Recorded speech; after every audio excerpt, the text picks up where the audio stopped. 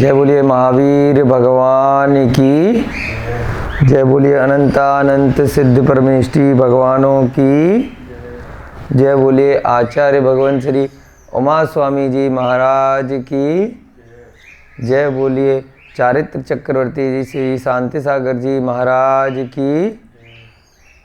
सभी को जय जिनेन्द्र, जय दू जलंदो। हम लोग तत्वार सूत्र की कक्षाएं कर रहे हैं। द्वितीय अध्याय हमारा चल रहा है। 25 सूत्र 25वीं कक्षा हमारी हो चुकी है और द्वितीय अध्याय का हमने अब तक 17वां सूत्र कल तक किया था। निवृत्ति के बारे में और उपकरण के बारे में समझा था। जो पांचों प्रकार की इंद्रियां हैं, प्रत्येक के दो दो भाव होते हैं। एक द्रव्य इंद्रिय होती है, एक भाव इंद्रिय होती है। द्रव्य इंद्रिय दो प्रकार की होती है, निवृत्ति और उपकरण। इस प्रकार से हमने इंद्रियों के बारे में कल समझा था। नए सूत्र प्रारंभ करने से पहले प्रतिदिन की भांति हम सबसे पहले मंगलाचरण करेंगे और अब तक जो हमने 17 सूत्र किए हैं उनको याद करने का प्रयास करेंगे और फिर आगे बढ़ेंगे। सभी लोग अपनी अपनी पुस्तकों में देख देख कर सूत्र पढ़ सकते हैं। मोक्ष मार्गस्य नेतारं भेतारं कर्म भूभृतां ज्ञातारं विश्वतत्त्वानां वन्दे तद्गुणलब्धये वन्दे तद्गुणलब्धये वन्दे तद्गुणलब्धये।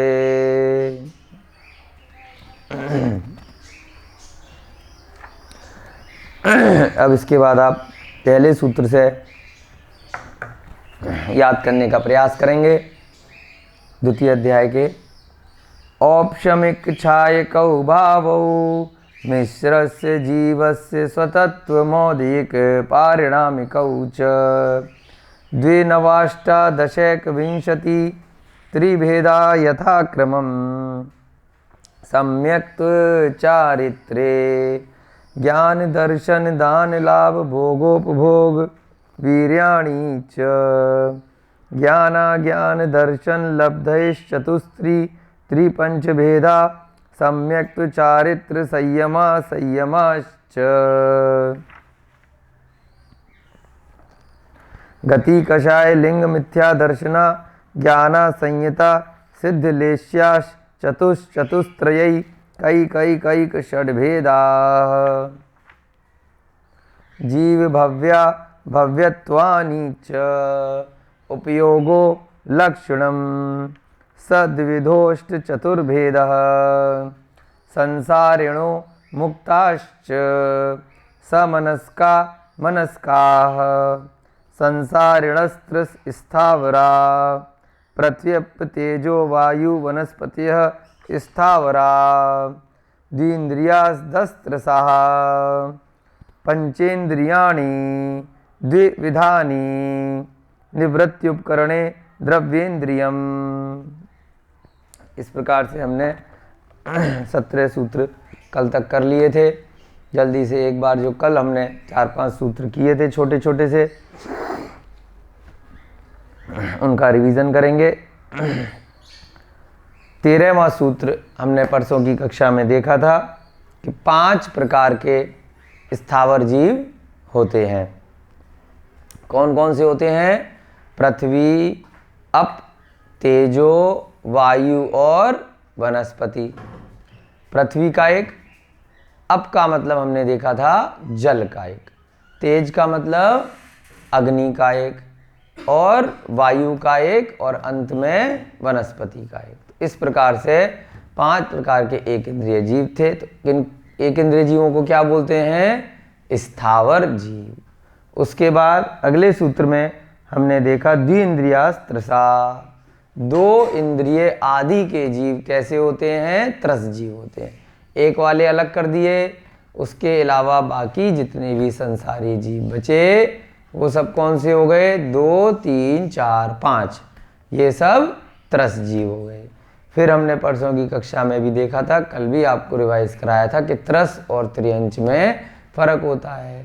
त्रियंच में कौन से आते हैं? जब 4 गतियों का वर्णन करते हैं, मनुष्य, त्रियंच, नारकी और देव। तो मनुष्य, नारकी और देव के अलावा सभी त्रियंच हो गए।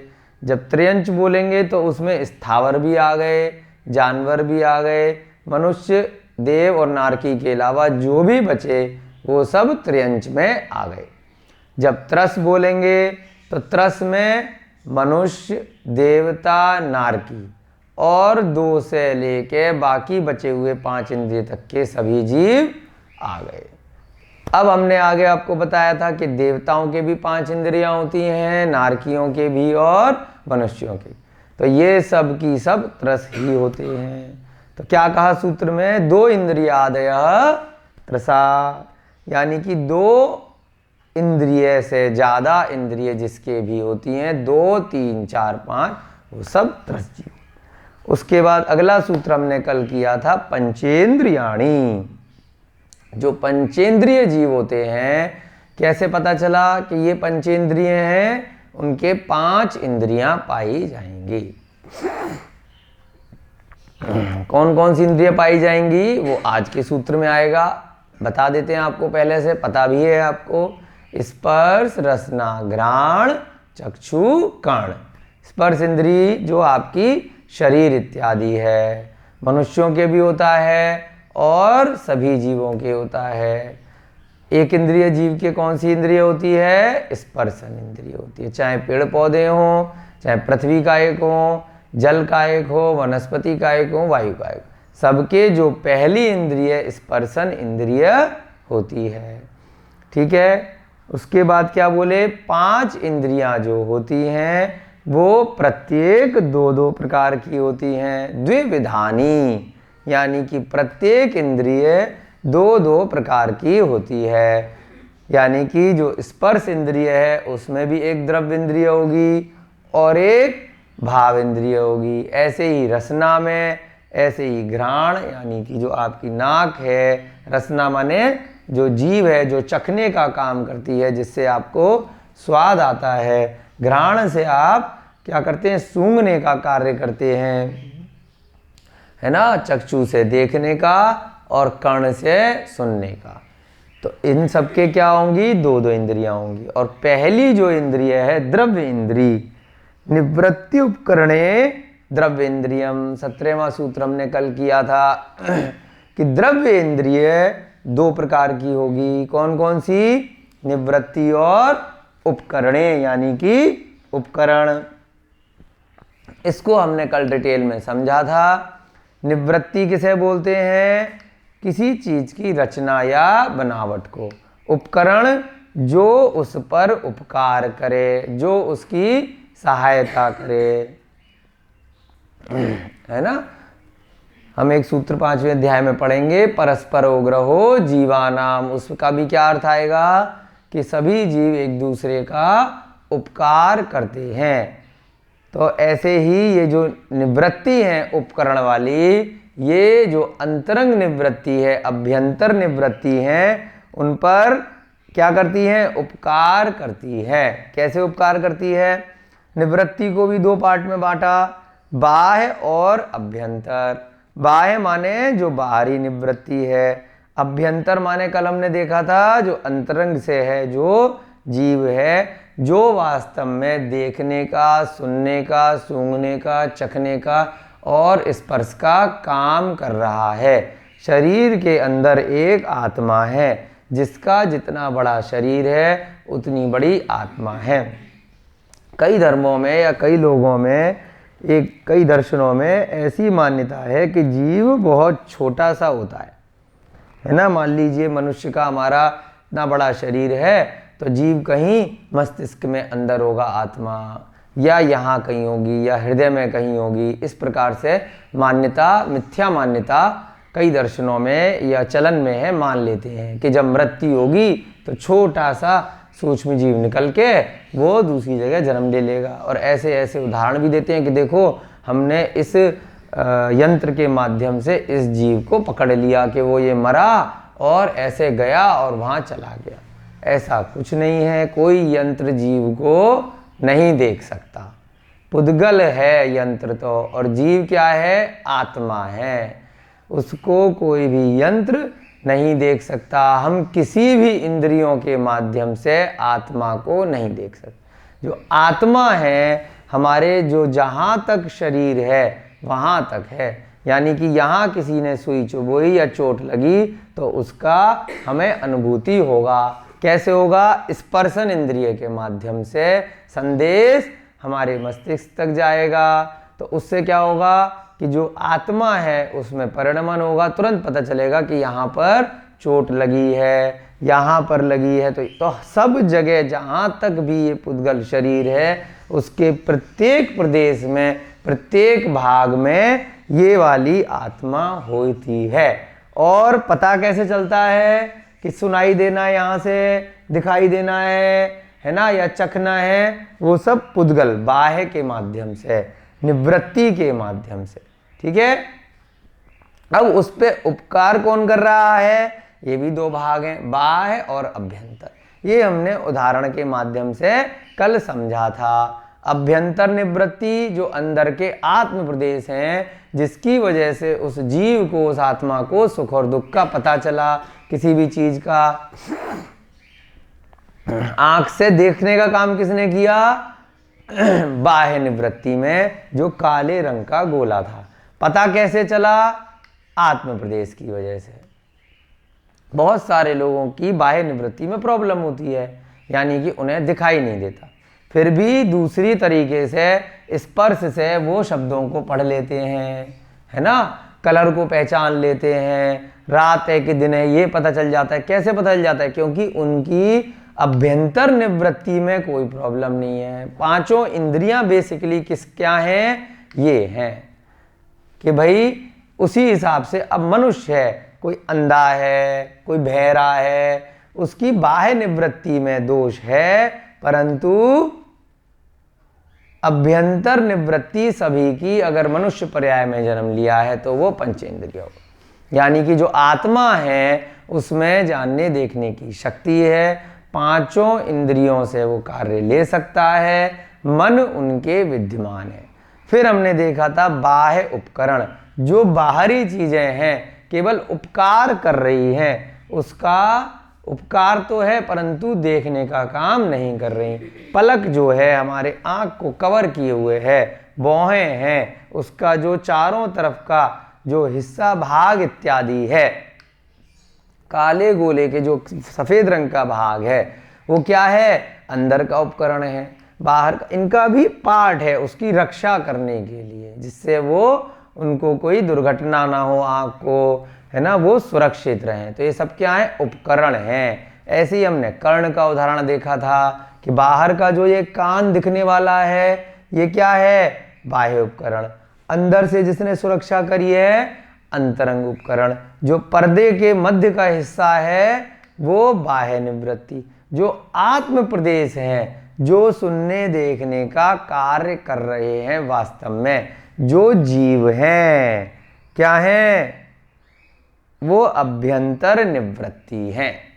ठीक है। इसी प्रकार से आप अपनी ग्रहण में लगा लीजिए, ये जो नाक बाहर से दिखाई दे रही है, किसी का मान लीजिए एक्सीडेंट हो गया, ऊपर की नाक चोटिल हो गई, तब भी वो सूंघने का कार्य कर सकता है, सांस तो चलेगी, उसको थोड़ा सा दिक्कत आएगी उपकरण की वजह से उसको, कि भाई धूल मिट्टी ज़्यादा जा सकती है, इम्यूनिटी कम हो सकती है, लेकिन उसका जो मेन पर्पज़ है, अंदर की जो सूंघने की शक्ति है, वो समाप्त नहीं होती।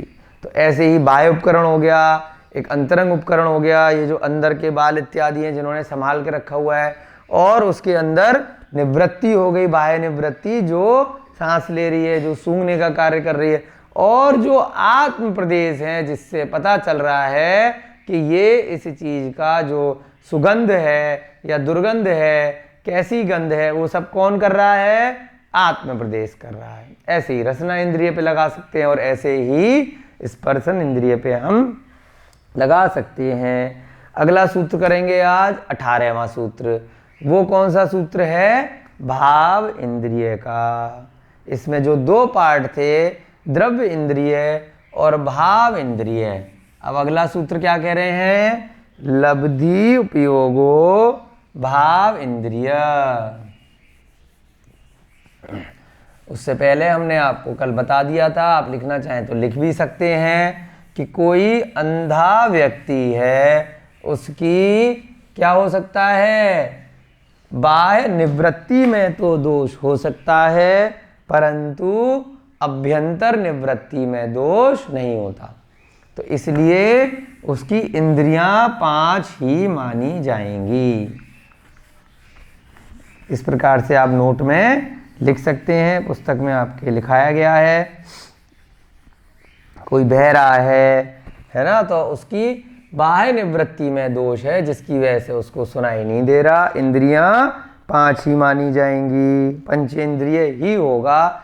मनुष्य जैसे ही गर्भ में आ जाता है माता के, भले ही बहुत सूक्ष्म है, उसी क्षण उसकी 5 इंद्रियां हो जाती हैं।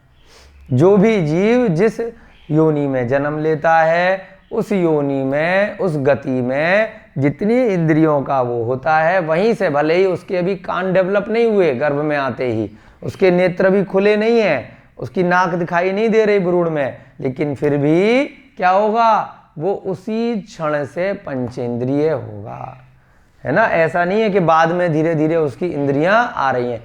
वो जो बाद में आ रही हैं वो उपकरण आ रहे हैं धीरे धीरे समय के साथ, जैसे जैसे वो बड़ा होगा, डेवलपमेंट होगा, लेकिन मूल रूप से उसके उसी क्षण गर्भ में आते ही पंचेंद्रिय वो माना जाता है। पंचेंद्रिय जीव के रूप में उसकी उत्पत्ति हो जाती है। ये सारे बाह्य निवृत्ति हुई, बाह्य उपकरण हुए, अभ्यंतर उपकरण समय के साथ किसी भी जीव के डेवलप होते हैं।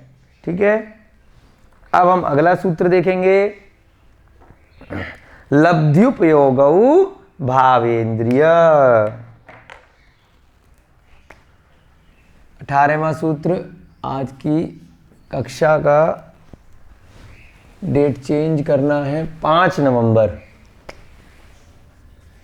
और कक्षा है आपकी 26 नंबर की। आज की 26 है ना।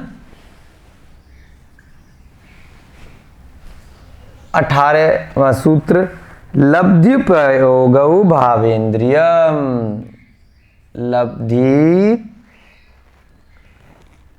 लब्ध्यौ लब्धयु पयोगौ पयोगौ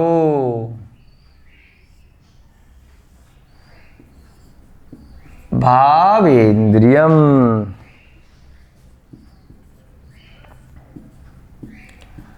प्रत्येक इंद्रिय कौन कौन से भाग में बांटी थी? द्रव्येंद्रिय और भावेंद्रिय। भाव आपको बताया था कि जैसे आत्मा का जो स्वभाव हो जाता है, जो भाव हो जाता है, उसे क्या बोलते हैं? भाव इंद्रियम। भाव इंद्रियम का मतलब सूत्र के माध्यम से क्या बताया? लब्धि और उपयोग। इसका संधि विच्छेद करेंगे तो क्या बनेगा? लब्धि, और यहां से ऊ ले लिया तो क्या बन गया? उपयोगौ भाव इंद्रियम। यानी कि भाव इंद्रिय क्या होती है? लब्धि और उपयोग को क्या बना इसमें? लब्धिय से लब्धि। दूसरा शब्द क्या बना? उपयोग। भाव इंद्रियम।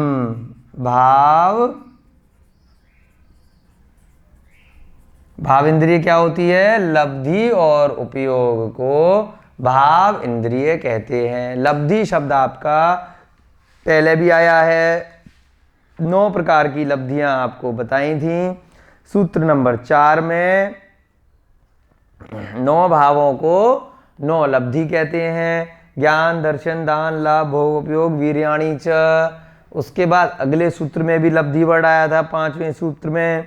ज्ञान, अज्ञान, दर्शन, लब्धि चतुस्त्री। यानी कि वहां पर क्षयोपशम में कितनी लब्धि ली थी? 5 लब्धि ली थी अंतराय क्रम वाली, है ना। क्षयोपशमिक, दान, लाभ, भोग, उपयोग, वीर। चौथे सूत्र में क्या ली थी?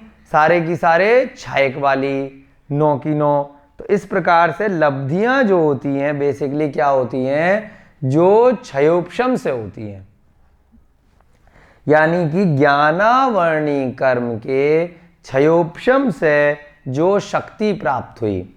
अब कई बार बोलते हैं ना लब्धि, कि ये उपलब्धि वर्ड से, लब्धि से ही क्या वर्ड बना है, उपलब्धि, कि इसने ये चीज अचीव कर ली, ये चीज इसको प्राप्त हो गई। किसी को भी क्या मतलब हुआ कि आत्मा में जब ज्ञानावर्णी कर्म का क्षयोपशम हुआ तो कुछ उपलब्धता नहीं हो गई, यानी कि जो चीज पहले समझ में नहीं आ रही थी, जो चीज पहले दिखाई नहीं दे रही थी, तो वो दिखाई देने लग गई। तो क्षयोपशम से ही हमने देखा था कि आगे जाते जाते जब क्षय हो जाता है ज्ञान, तो क्या बन जाता है, केवल ज्ञान हो जाता है। क्षयोपशम में वर्तमान में मति श्रुत ज्ञान की कम अधिकता अलग अलग जीवों में पाई जाती है। किसी का ज्ञान ज्यादा है, किसी का ज्ञान कम है। इंद्रियां सबकी एक जैसी हैं, पांचों की पांचों, लेकिन फिर भी किसी को कुछ देख करके कुछ समझ में आ रहा है,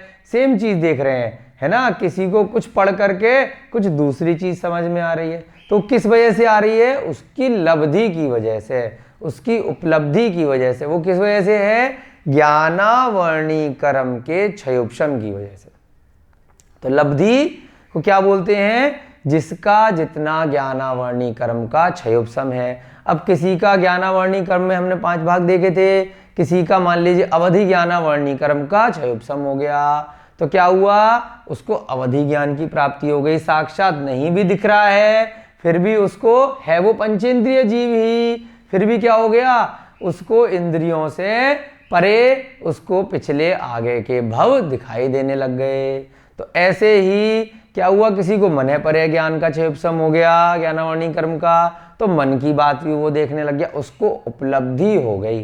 तो ये सब क्या होती है, लब्धि बेसिकली ज्ञानावर्णी कर्म के क्षयोपशम से जो आत्मा में शक्ति प्राप्त होती है, उसको क्या बोलते हैं, भाव इंद्रिय। वो आत्मा के भाव हैं, प्रत्यक्ष है ये जो चीजें हैं।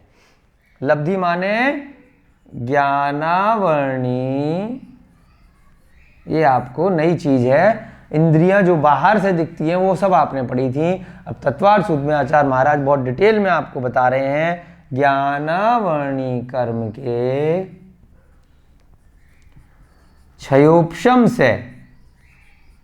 क्षयोपशम माने देखा था कुछ क्षय कर दिया उठा करके और कुछ को दबा दिया। तो ज्ञान के ऊपर जो आवरण था, जो 8वें अध्याय में हम देखेंगे 8 प्रकार के कर्मों में बहुत अच्छे से, उसका जो क्षयोपशम हुआ उसकी वजह से जो आत्मा में शक्ति प्राप्त हुई, क्षयोपशम से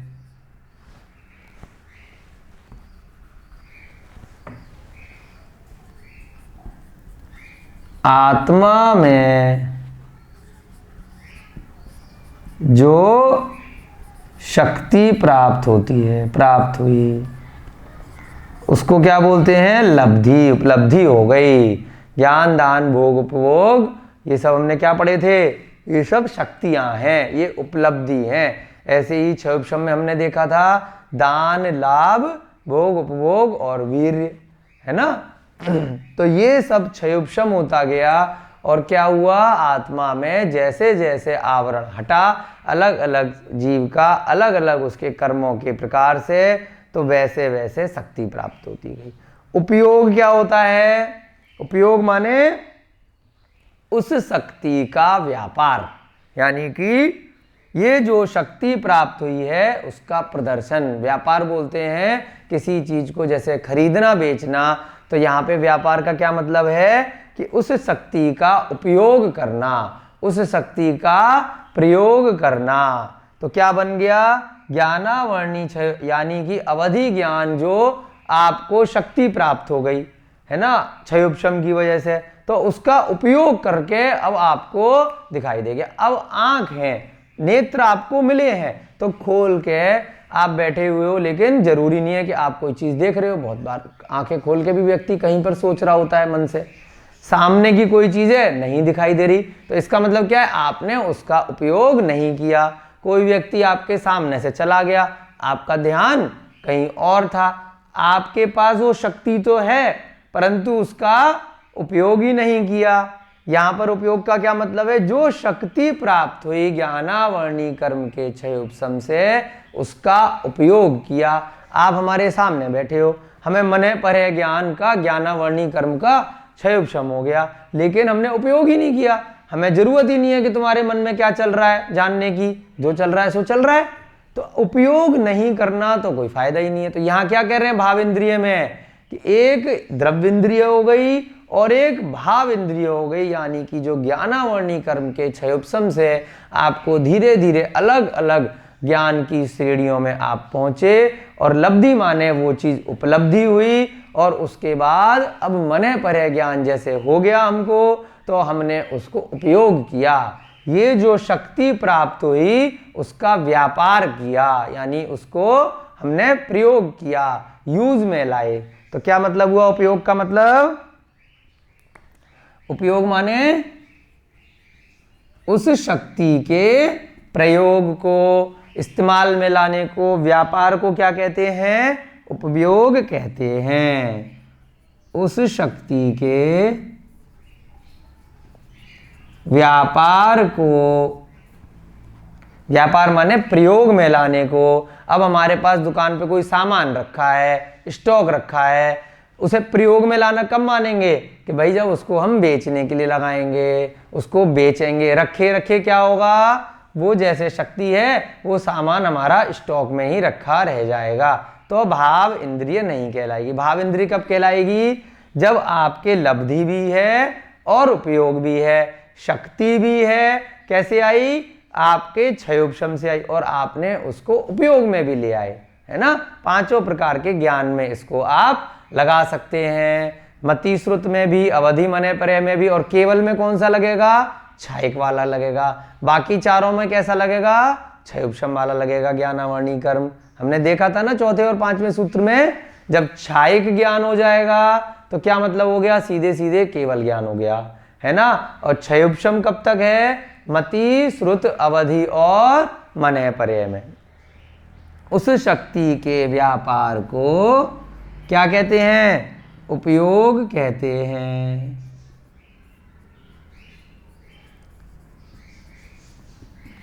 ये सब क्या कहलाती हैं? भाव इंद्रियम, यानी कि जो दूसरा प्रकार है इंद्रियों का उसे भाव इंद्रिय कहते हैं। उसके अनुसार कार्य होना। आपको ज्ञानावर्णी कर्म का क्षयोपशम हुआ, आप उसके अनुसार फिर कोई भी कार्य हो जाना। अन्य शब्दों में लब्धि के निमित्त से होने वाले आत्मा के परिणाम को उपयोग कहते हैं। ऐसा आपकी पुस्तक में भी लिखा है। जो आत्मा में परिणाम हुए, परिणाम को भाव भी कहते हैं। पहले भी बताया था ना, स्वभाव में आ गए, पारिणामिक भाव, है ना। परिणाम में परिवर्तन हो गया, उसकी वजह से आपकी आत्मा में जो भावों में परिवर्तन हुआ, इसलिए इसका क्या नाम दिया? भाव इंद्रिय। ये ना तो उपकरण है और ना ही ये निवृत्ति है, ये आत्मा से ही है, ये जीव का ही स्वभाव है ना। तो ये अब आप बताइए कि ये पुद्गल हुआ या क्या हुआ? ये जो भाव इंद्रिय है, हाँ, क्योंकि ये बाहर से ना दिखाई दे रहा, ना उपकरण है, ना किसी प्रकार की निवृत्ति है इसमें। निवृत्ति में एक चीज थी जो अभ्यंतर निवृत्ति थी, जो आत्म प्रदेश देखने सुनने का कार्य कर रहे थे, है ना। आत्मा से जानने और देखने की शक्ति होती है। अब एक छोटे से उदाहरण से आप समझ सकते हैं कि किसी मनुष्य की मृत्यु हो गई। अब बताइए उसकी इंद्रियां कितनी हैं? पांचों इंद्रियां हैं। क्या वो सुन पा रहा है? आप चिल्ला रहे हो उसमें, मनुष्य की एक डेड बॉडी है, मृत्यु हो गई, मरण उसका शरीर है, आप चिल्ला रहे हो, उस पर पानी डाल रहे हो, उसको सुई चुबा रहे हो, उसे फर्क पड़ेगा क्या? क्यों भाई? उसकी जो अभ्यंतर निवृत्ति थी, जो आत्म प्रदेश थे, अब वो उसके अंदर विद्यमान नहीं है। कान है, आंख है, स्पर्शन इंद्रिय है, नाक भी दिखाई दे रही है, जीभ भी दिखाई, पांचों इंद्रियां सभी विद्यमान हैं, उसके बाद भी उसको कुछ भी अनुभूति नहीं हो रही। चाहे आप उसको जला दो, उसको दफना दो, उसको मारो, डंडे से पीटो, मरण प्राप्त होने के बाद में उसकी कौन सी निवृत्ति चली गई? अभ्यंतर निवृत्ति। आत्म प्रदेश जो जानने देखने का सुख दुख का अनुभूति कर रहे थे वो वहां से चले गए। तो इसलिए क्या बोला कि भाई पंचेंद्रिय होने के बाद भी आत्मा उसमें नहीं है। तो अब इसको क्या बोला? लब्धि और उपयोग। ये भी क्या है? जीव की तरह से ही है। लब्धि और उपयोग को भाव इंद्रिय कहते हैं। लब्धि, इसका अर्थ क्या निकला? अर्थात लब्धि पहले भी आया है चौथे पांचवें सूत्र में, और उपयोग को भाव इंद्रिय कहते हैं।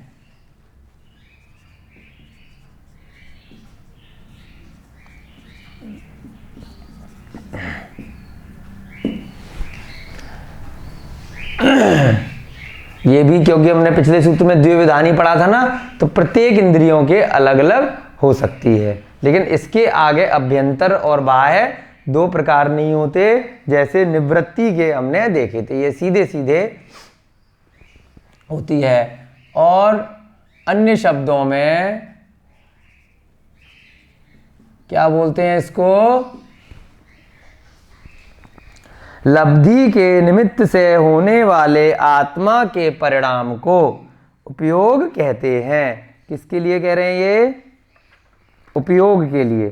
शक्ति के व्यापार को यहाँ इसके लिए अन्य शब्दों में है, उपयोग की परिभाषा में यहीं पे लिख सकते हैं। उपयोग का मतलब लब्धि के निमित्त से होने वाले आत्मा के परिणाम को अन्य शब्दों में, ये जो व्यापार है, व्यापार का मतलब बता रहे हैं, लब्धि के निमित्त से होने वाले आत्मा के परिणाम को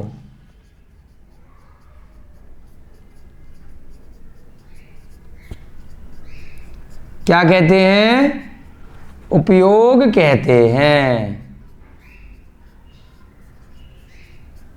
जो अभी आपको जैसे मैंने पर ज्ञान या वधि ज्ञान के उदाहरण के माध्यम से समझाया कि कोई लब्धि प्राप्त हो गई और उससे फिर आत्मा के परिणामों में जो परिवर्तन हुआ वो क्या कहलाएगा? उपयोग कहलाएगा। सूत्र का पूरा अर्थ क्या निकाला? लब्धि और उपयोग को भाव इंद्रिय कहते हैं। ये भी एक तरह से, क्योंकि डायरेक्ट आत्मा में परिस्पंदन हो रहा है, परिस्पंदन यानी उसमें परिवर्तन हो रहा है, चेंज हो रहा है, तो ये सारे की सारे बाहरी उपकरण और निवृत्ति नहीं होते, ये सीधे की सीधे जीव से रिलेटेड होते हैं। आ गया समझ में आपको? अगला सूत्र तो आप बचपन से पढ़ते आ रहे हैं, आपको रटा हुआ है। 19वां सूत्र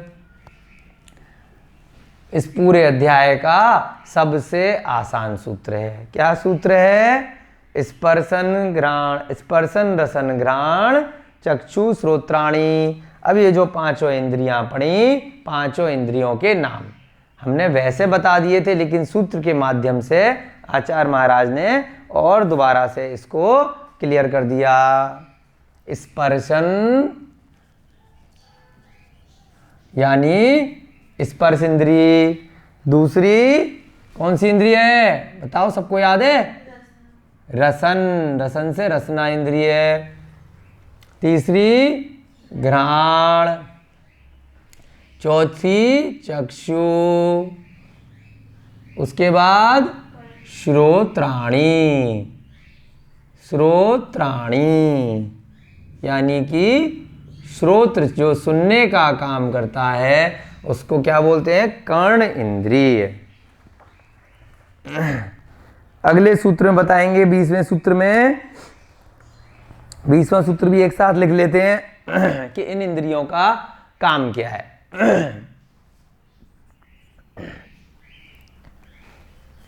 स्पर्श रसगंध वर्ण शब्दास तदर्था, बिल्कुल सीरीज से चलाया है। स्पर्शन इंद्रिय का काम है स्पर्श करना, छूना। दूसरा रस, रसना इंद्रिय का काम है रस का पता करना। तीसरा गंध, घ्राण इंद्रिय का क्या काम है? गंध का पता करना कि सुगंध है कि दुर्गंध है।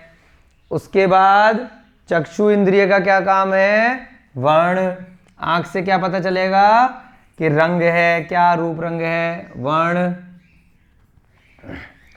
उसके बाद श्रोत इंद्रिय का क्या काम है? शब्दास तदर्था, शब्दास यानी कि शब्द सुनने का काम करना, तदर्था, शब्दास तदर्था। दोनों सूत्र एक साथ पढ़ लेंगे तो अच्छे से आपको जल्दी समझ में आ जाएगा। ये आधा सा है तो इसलिए हलंत लगा के इसको लिख दिया जिससे समझ में अच्छे से आ जाए। अब देखिए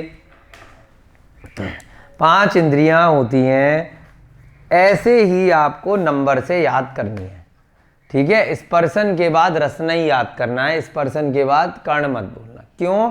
क्योंकि आगे के सूत्र में आएगा जैसे जैसे इंद्रियां बढ़ती हैं जीव में। अभी हमने देखा वनस्पति का एक, पृथ्वी का एक, अग्नि का एक, ये जो 5 प्रकार के स्थावर जीव थे उनके स्पर्शन इंद्रिय होती है। फिर जो 2 इंद्रिय जीव होंगे उनके ये दोनों इंद्रियां होंगी। जो 3 इंद्रिय जीव होंगे उनके ये 3 इंद्रियां होंगी। जो 4 इंद्रिय जीव होंगे उनके ये 4 इंद्रियां होंगी। जो 5 इंद्रिय जीव होंगे उनके ये 5 इंद्रियां होंगी, इसी सीरीज में, है ना। ऐसा नहीं है कि कोई 4 इंद्रिय जीव है तो उसके ये आ गई इंद्री, ये आ गई, ये आ गई और ये आ गई, चक्षु को गायब कर दिया। ऐसा नहीं है नियम से, है ना। या फिर कोई 3 इंद्रिय जीव है तो उसके ये आ गई, ये आ गई और ये आ गई, ऐसा नहीं हो सकता। इसी सीरीज में नंबर से चलती हैं। एक इंद्रिय के कौन सी इंद्रिय होगी? पहली वाली स्पर्शन इंद्रिय। 2 इंद्रिय के कौन सी इंद्रिय होंगी? स्पर्शन और रसना इंद्रिय। 3 इंद्रिय के कौन सी इंद्रिय होंगी? स्पर्शन, रसना और घ्राण इंद्रिय। 4 इंद्रिय के कौन सी इंद्रिय होंगी? स्पर्शन, रसना, घ्राण और चक्षु इंद्रिय। फिर पंच इंद्रिय के कौन सी होंगी? स्पर्शन, रसना, घ्राण, चक्षु और श्रोत, 5 इंद्रियां पाई जाएंगी। क्या मतलब निकला इसका? इंद्रियां 5 होती हैं। पहली इंद्रिय का क्या काम? स्पर्शन इंद्रिय। इसको क्या बोलते हैं? त्वचा। आपकी जो स्किन है, शरीर है, बाहरी जो आपको दिखाई देता है वो सब कौन सी इंद्रिय है? अब जो नाक इंद्रिय है, मान लो नाक में भी अंदर तो जो भी हमने अभ्यंतर और बाह्य निवृत्ति इत्यादि पढ़े, नाक में भी जो ऊपर का हिस्सा है वो क्या है? सारा की सारा स्पर्शन इंद्रिय है और उपकरण भी है साथ में उसमें, और अभ्यंतर और बाह्य निवृत्ति तो है ही है, लेकिन त्वचा तो सब जगह है जिससे आपको कुछ भी चीज छुई, स्पर्श करी तो आपको उसकी अनुभूति हो। क्या बोला इसको? स्पर्श का मतलब हल्का भारी, रूखा चिकना, ठंडा गरम, कड़ा नरम का ज्ञान कराए। स्पर्श इंद्री क्या ज्ञान कराती है? हल्का भारी, कि कोई चीज हल्की है या भारी है, रूखी है, स्पर्श से पता लगाया कि ये तो चिकना है, यहां देखा तो ये तो खुरदुरा है। कैसे पता चला? स्पर्शन इंद्रिय से। वो चीज उठा के देखी, हल्की है या बहुत भारी है, कैसे पता चली? स्पर्श करके। हल्का भारी, रूखा है या चिकना है, ठंडा है या गर्म है। हाथ लगाओगे पानी में, ठंडा गर्म कैसे पता चलेगा? स्पर्श इंद्रिय से आपकी आत्म प्रदेश को पता चलेगा कि भाई ये चीज तो पानी गर्म हो गया, ये तेल गर्म है, या हाथ लगाया है तो ठंडा है। ठंडा गर्म कड़ा नरम का ज्ञान होता है। कोई चीज कड़ी है या सॉफ्ट है, कड़ा नरम का ज्ञान होता है। किसके द्वारा? स्पर्श इंद्रिय के द्वारा। तो क्या लिखा हमने? जिसके द्वारा हल्का भारी, रूखा चिकना, ठंडा गरम, कड़ा नरम का ज्ञान होता है। स्पर्शन से क्या बना? स्पर्श। उसके बाद दूसरी इंद्रिय कौन सी है? रसना। रसन, रसन का मतलब रसना इंद्रिय, यानी कि जीभ। रसन को ही रसना भी बोल देते हैं और सूत्र में रसन इंद्रिय के रूप में प्रयोग होता है। इसका क्या निकला अगले सूत्र से? रस, जो रस का ज्ञान कराए। रस माने उसके टेस्ट का ज्ञान कराए।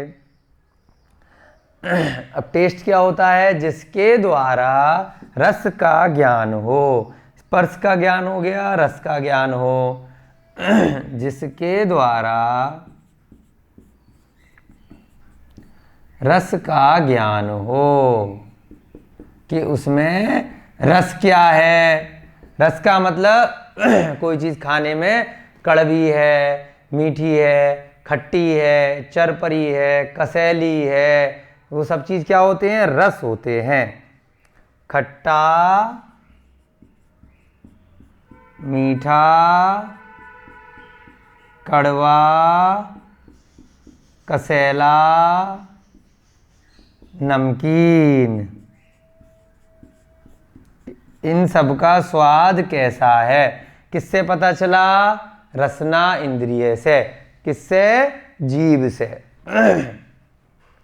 तीसरी इंद्रिय कौन सी है? घ्राण। घ्राण बोलते हैं आपकी नाक को। वो क्या बताती है? गंध, यानी कि सुगंध है या दुर्गंध है।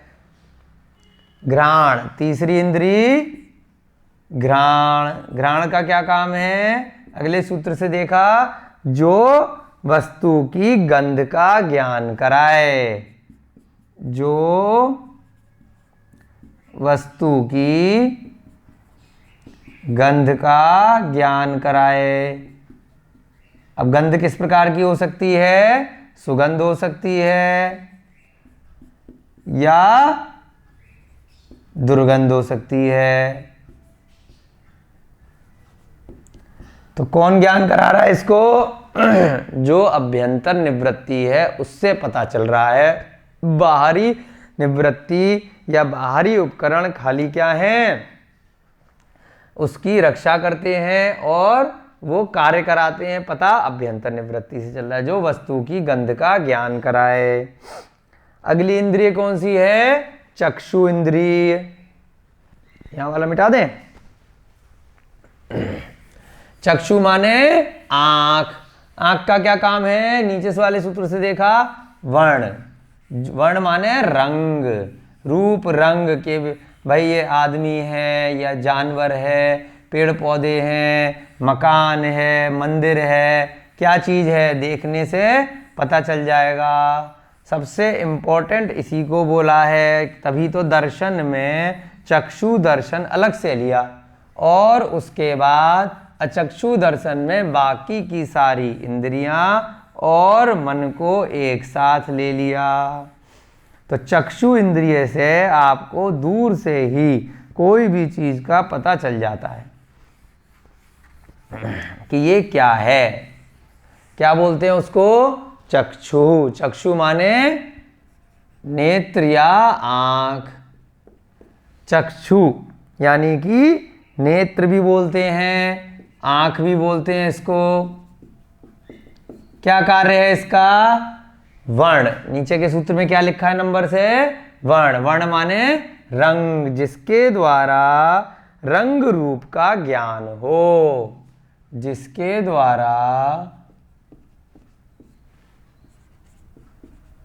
वर्ण, वर्ण माने रूप, रंग, रंग रूप का ज्ञान हो, जो उसमें निमित्त बने इसका ज्ञान कराने में, तो उसे क्या बोलते हैं हम? चक्षु इंद्रिय। रंग कौन कौन से होते हैं? काला, बाकी के सारे रंग मुख्य रूप से 5 होते हैं, इन्हीं से मिला के आप असंख्यात रंग बना सकते हैं। काला, सफेद,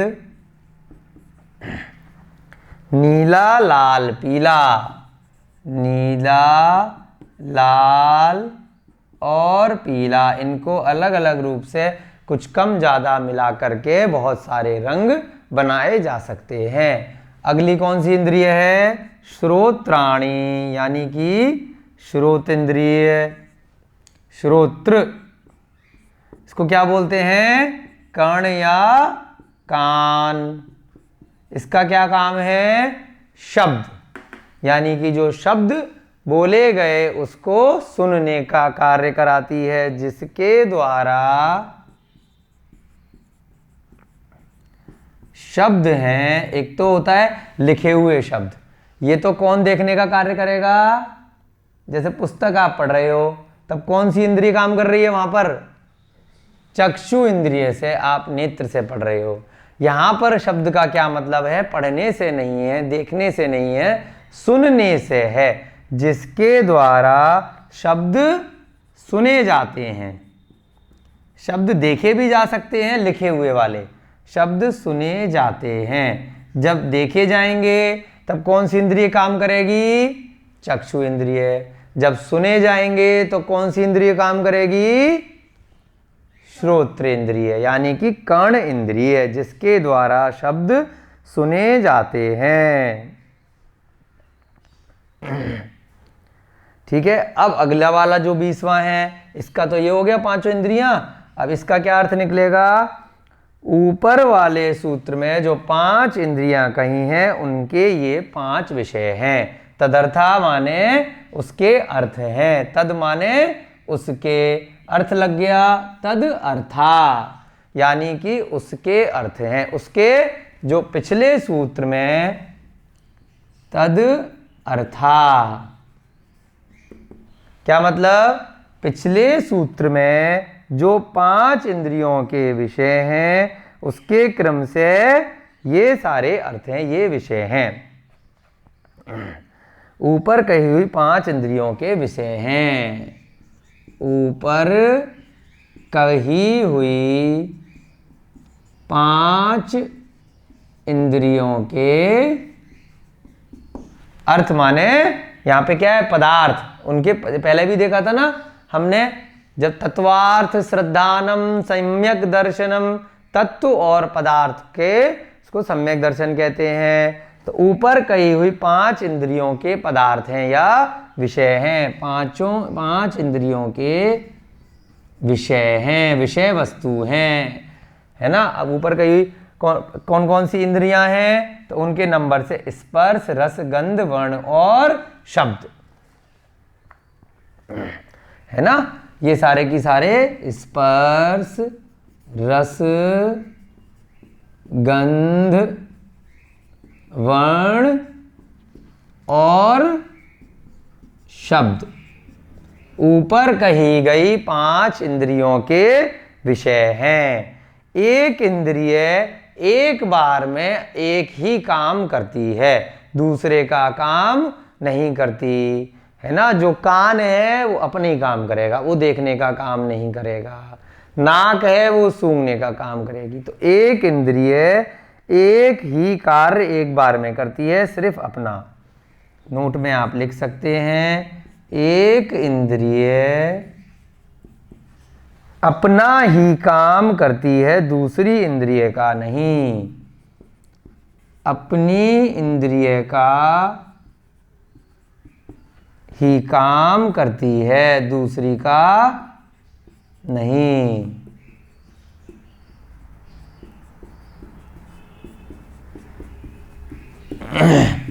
ठीक है। 5 इंद्रियां आपके समझ में आ गई। अब आप बताइए अपने थोड़ा सा दिमाग का जोर डाल के, इसमें कुछ छूट गया क्या? कोई इंद्रिय छूट गई? बताइए। कर्ण बता दिया सुनने का, ध्यान से देखिए दोबारा। स्पर्श इंद्रिय हो गई, रसना यानी कि जीव हो गई, घ्राण हो गई, सूंघना, चक्षु हो गई और श्रोत्र हो गई। कुछ जो मनुष्य को एक स्पेशल चीज मिली हुई है, क्या इसमें छूट गई क्या? मन को अगले वाले सूत्र में लेंगे अनिंद्रिय। और कुछ छूट गया क्या? जो आप सुन रहे हैं, जो हम बोल रहे हैं, तो इसमें कुछ छूटा क्या? बताइए। इसमें बोलने वाली इंद्रिय आई क्या? ये जो इतना बड़ा दिखाई दे रहा है सामने, जिससे सारे झगड़े होते हैं संसार के, वो इसमें आया क्या? बताइए। आंख ले ली, नाक ले ली, जीभ ले ली, कान ले लिया, स्पर्शन ले लिया और शब्द से सुनने वाला ले लिया। बोलने वाला लिया क्या? बताइए। कभी सोचा आपने पहले कि सबसे इंपॉर्टेंट चीज जो है, जिसको हम इस संसार में सबसे मुख्य मान रहे हैं, बोलना, यानी कि आपका मुंह इतना बड़ा जो दिख रहा है, नाक ले ली, आंख ले ली, कान ले लिए, सब ले लिया, लेकिन मुंह तो लिया ही नहीं। कहीं यहां पे मुंह है? बताइए। देखिए आपके सामने लिखा हुआ है। बताइए। आचार्य महाराज से कोई चीज छूट गई? इसका मतलब कि उन्होंने बोलना इंद्रिय नहीं ली, तो क्या मतलब है? कितनी इंपॉर्टेंस। ये बोलना जो है झगड़े का काम है, इसलिए ये इंद्रिय है ही नहीं। इस इंद्रिय का कोई प्रयोजन नहीं है। आचार्य महाराज ने उसको इंद्रिय में लिया ही नहीं, क्योंकि अब आप देखिए, गाय है, क्या वो बोलती है हमारी तरह? नहीं बोलती है। बहुत सारे पशु पक्षी हैं, क्या वो बोलते हैं? खाली छोटी छोटी सी आवाज़ें निकालते हैं। बहुत सारे पंचेंद्रिय जीव हैं, सांप है, छिपकली है, मछली है, अलग अलग प्रकार की बस अपनी आवाज़ें निकालते हैं। क्या वो बोलते हैं? नहीं बोलते हैं। मनुष्य को एक स्पेशल चीज मिली है, बोलना, उसी का वो दुरुपयोग करता है और झगड़े में रहता है। आचार्य महाराज कहते हैं, आगे के सूत्रों में, आगे के अध्यायों में आएगा कि मन वचन काय, वचन जो बोलना है, मन वचन काय की प्रवृत्ति को रोककर ही हम मोक्ष प्राप्त कर सकते हैं, हम ध्यान अवस्था में लीन हो सकते हैं। वचन को इंद्रिय में नहीं लिया, शरीर, वचन और मन, इनको रोकना है। वचन का कोई कार्य नहीं है। इनको जब आप चुप करा दोगे, तब आप ध्यान अवस्था में प्रवृत्त करोगे। इसलिए जो बोलना है वो सिर्फ झगड़े का काम है, उसका कोई भी आत्मा की दृष्टि से कोई भी प्रयोजन नहीं है। तो इसलिए क्या बोला? मौन रहो जितना संभव हो। मुनि का पर्यायवाची क्या दिया पहले अध्याय में जब हमने देखा था? मौन। जो मौन से रहें वो मुनि हैं, जो ना बोलें। अगर बोलें तो बस धर्म की बात बोलें, अपने ध्यान अवस्था में लीन रहें। जो तीर्थंकर इत्यादि भी प्रवचन देते हैं तो वो उनके होठ नहीं चलते, उनकी आत्मा से ही सीधे प्रवचन वचन निकलते हैं। तो वो भी एक तरह से क्या ध्यान में ही प्रवचन दे रहे हैं, जो उनकी दिव्य देशना खिरती है। तो क्या बोलते हैं कि यहाँ पर मौन लिया, यानी कि मुंह को इंद्रिय में काउंट नहीं किया। आप लोगों ने कभी पहले शायद ध्यान दिया हो या नहीं दिया हो, कई बार क्लास में प्रश्न आ जाता है कि इसमें मुंह को क्यों नहीं लिया 5 इंद्रियों में? इसीलिए नहीं लिया कि उसका कोई काम ही नहीं है, उसका कोई प्रयोजन ही नहीं है हमारी आत्मा को कल्याण कराने की दृष्टि से। आ गया समझ में आपके? बहुत बार ये प्रश्न आता है जब शिविर वगैरह में हम जाते हैं कि भाई इसमें मुंह को क्यों नहीं लिया? इसीलिए शायद आचार्य महाराज ने बोलने को इंद्रियों में लिया ही नहीं। मिटा दें इसको, लिख लिया आप लोगों ने। अब जो इनका प्रश्न आया था कि इसके अलावा एक मन रह गया, तो आचार्य महाराज ने मन को अगला जो 21वां सूत्र है वहां पर अलग से ले लिया। श्रुतम इंद्रियस्य, श्रुतम निंद्रियस्य। कौन सा सूत्र है? 21वां सूत्र है। श्रुतम निंद्रियस्य, निंद्रियस्य आधा स फिर य। श्रुतम हमने 5 प्रकार के ज्ञान पढ़े थे। मति ज्ञान, श्रुत ज्ञान, अवधि ज्ञान, मने परे ज्ञान और केवल ज्ञान। तो यहां से क्या ले लिया? श्रुतम आधा म यानी म पे हलंत। तो यहां से क्या ले लिया? अनिंद्रियस्य। अनिंद्रिय का मतलब जो इंद्रिय नहीं है लेकिन उन इंद्रियों में सबसे विशेष है। इंद्रियां ना होती हुए भी जिसको कई बार बोलने में छठी इंद्रिय बोल देते हैं कि सिक्स सेंस इसका बहुत तेज काम कर रहा है। सबके पास है सिक्स सेंस, ऐसा नहीं है कि कुछ स्पेशल लोगों पे। मन को ही सिक्स सेंस बोल देते हैं, वो सबके पास है। किसी का तेज दौड़ता है, किसी का कम दौड़ता है, उसकी निवृत्ति के और क्षयोपशम के हिसाब से कि उसका क्षयोपशम ज्ञान का किसका कितना ज़्यादा है, किसका कम है, उसके ऊपर ज्ञान का आवरण किसका कितना ज़्यादा हट गया है, किसका कम हटा है। श्रुतम अनिंद्रियस्य, क्या संधि विच्छेद निकला? श्रुतम। और दूसरा शब्द क्या निकला? अनिंद्रियस्य। स्य माने का। पिछला सूत्र क्या था? तदर्था, यानी कि उसका विषय है। तो यही चीज अब स्य कर दिया। स्य माने क्या होता है संस्कृत में? का, यानी अनिंद्रिय का। अब का के आगे क्या वाक्य पूरा करेंगे? अनिंद्रिय का विषय है। अनिंद्रिय माने मन। बिल्कुल एक एक शब्द आचार्य महाराज बचाते हैं, जो पिछले सूत्र में एक बार बोल दी, बार बार नहीं बोलना। श्रुतम माने श्रुत ज्ञान,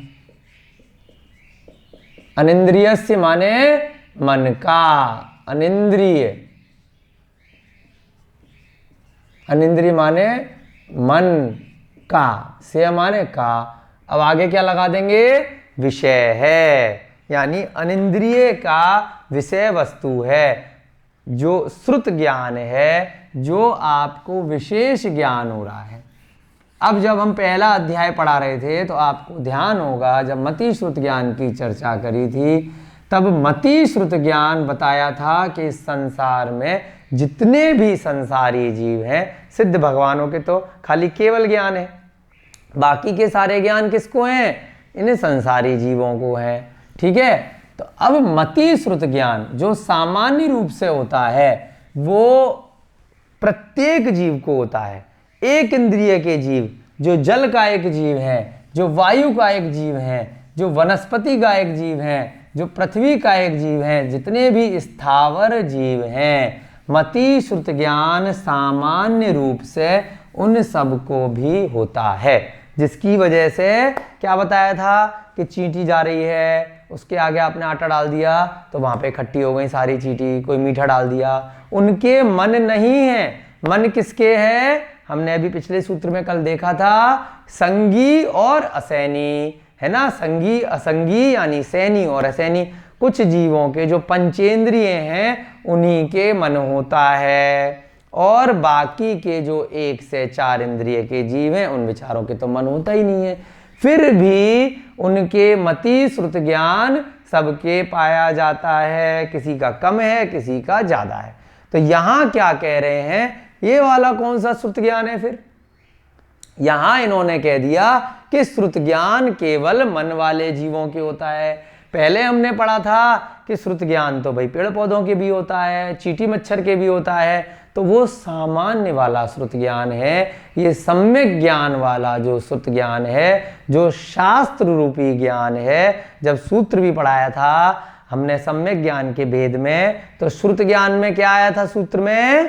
पहले अध्याय में द्वादशांग का, कि भाई जो हमारा श्रुत ज्ञान के 2 प्रकार से भेद किए थे, अंग बाह्य और अंग प्रविष्ट, यानी कि जो द्वादशांग जिनवाणी के आधार से कुछ ग्रंथ बने और जो 12 प्रकार की जो जिनवाणी है उसका ज्ञान सम्यक ज्ञान रूपी सुत ज्ञान है। वो ज्ञान की रूप में यहाँ विशेष रूप से बात कर रहे हैं कि मन वाले जीवों को ही हो सकता है, चींटी मक्खी मच्छर इत्यादि को सामान्य सुत ज्ञान तो कराया जा सकता है, हो सकता है अपने स्वभाव से, परंतु जो विशेष सुत ज्ञान है यानी कि जो द्वादशांग का जो शास्त्रों का ज्ञान है जो यहाँ पर आप देख पढ़ समझ रहे हैं, वो ज्ञान 1 से 4 इंद्रिय वालों को नहीं हो सकता।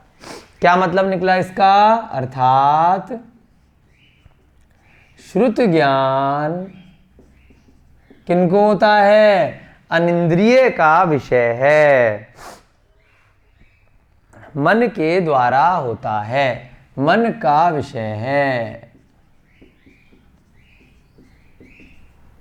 यानी मन के द्वारा होता है।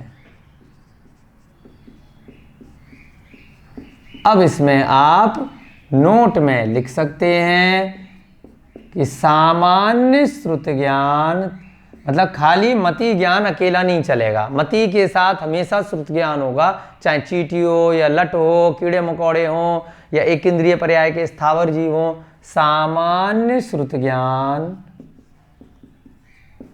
सभी संसारी जीवों के होता है ना? 1 से 5 इंद्रिय सभी जीवों के होता है। ठीक है, जो शास्त्र रूपी जो सम्यक ज्ञान वाला जो सुत ज्ञान है, शास्त्र ज्ञान रूपी जो सुत ज्ञान है, जो जिनवाणी का ज्ञान है, शास्त्र ज्ञान रूपी श्रुत ज्ञान जो है वो मात्र किसको होगा? मात्र मन सहित जीवों को होता है।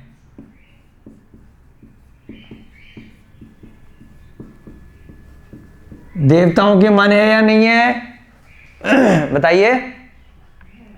बिल्कुल है, अवधि ज्ञान भी है और उनके मन भी है। मति श्रुत तो उनको है ही, वो तो सभी को है। देवताओं को मन है पर ज्ञान हो सकता है क्या? बताइए, अपने इतनी सारी क्लास कर ली है, देवताओं को मन है पर ज्ञान हो सकता है क्या?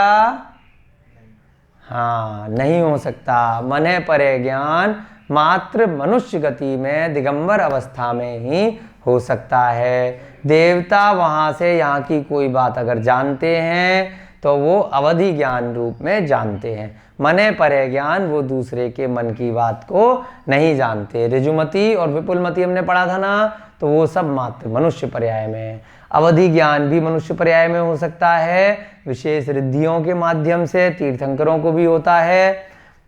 ठीक है, ये सब आपने कर लिया। बहुत आसान सूत्र हैं आज के, बिल्कुल डिफिकल्ट नहीं है। सब बचपन से आप पढ़ते हुए आ रहे हैं, सब बहुत ज्ञानी जीव हैं। बस अब क्या करना है आपको? उस पर अमल करना है धीरे धीरे करके, है ना। आज का समय हो रहा है आपका, एक सूत्र और ले लें, एक सूत्र और ले लेते हैं 5 मिनट में। तो बहुत ही आसान सूत्र है अगला भी, 22वां। वनस्पत्यंतानाम मेकम। 22वां सूत्र करेंगे, वनस्पति अंतानाम एकम। ये सब इंद्रियों के बारे में ही चर्चा चल रही है। वनस्पति, वनस्पत्य अंता नामेकम।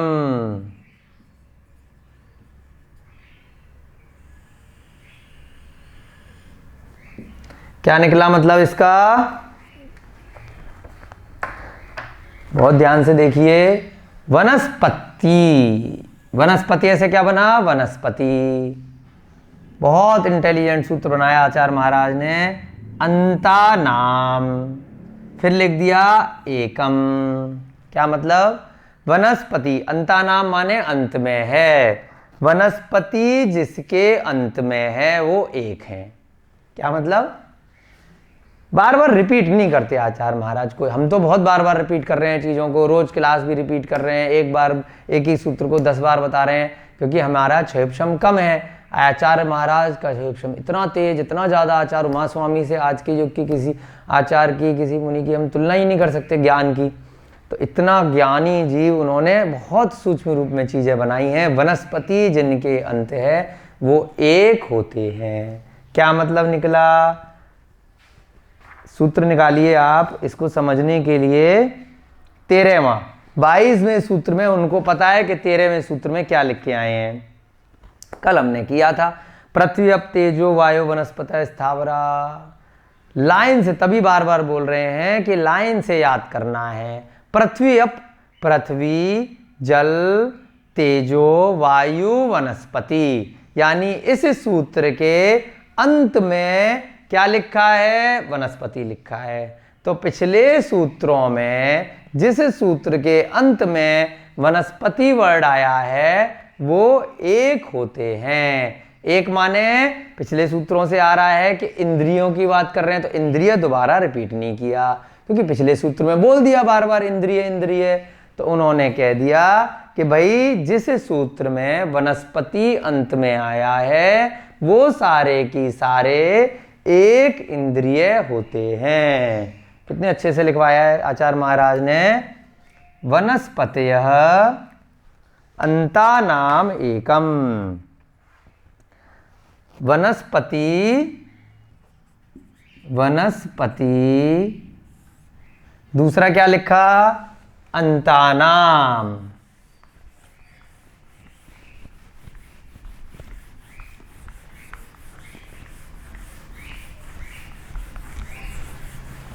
वनस्पतियः से क्या बन गया? यहां पर वनस्पति इधर निकाल लिया और ये अ निकाल लिया। अंता नाम, हलंत लग गया। उसके बाद एकम। वनस्पति अंता नाम माने जिनके अंत में है, जिसके अंत में है, वो सभी एक हैं, यानी कि एक इंद्रिय हैं। ये कहां से लिया इंद्रिय वर्ड? पिछले सूत्र में, क्योंकि इंद्रियों की बात कर रहे हैं। वनस्पति जिसके अंत में है वे सभी एक इंद्रिय हैं। तो अर्थात क्या निकला इसका? अर्थात 13वें सूत्र में पृथ्वी अप तेजो वायु वनस्पति स्थावरा, यानी कि जो स्थावर जीव बताए वो सभी एक इंद्रिय होते हैं। अर्थात वनस्पति जिनके अंत में है, मतलब 13वें सूत्र में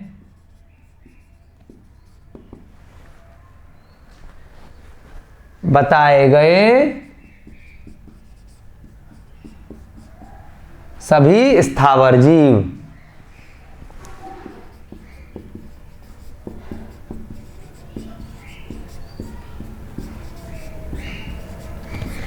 क्या हैं? एक इंद्रिय होते हैं।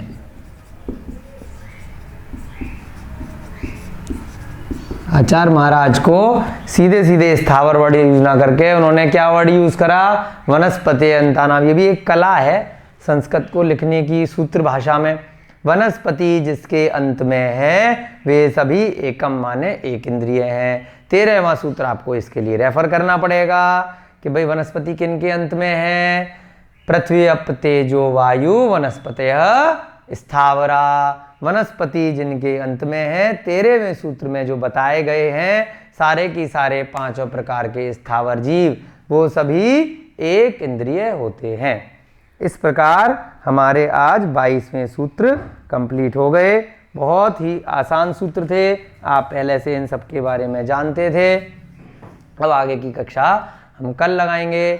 जय बोलिए महावीर भगवान की जय। बोलिए अनंतानंत सिद्ध परमेष्ठी भगवानों की जय बोलिए आचार्य भगवान श्री उमा स्वामी जी महाराज की।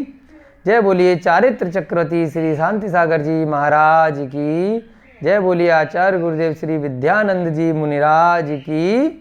सभी को जय जिनेन्द्र जयदू जड़ंदो।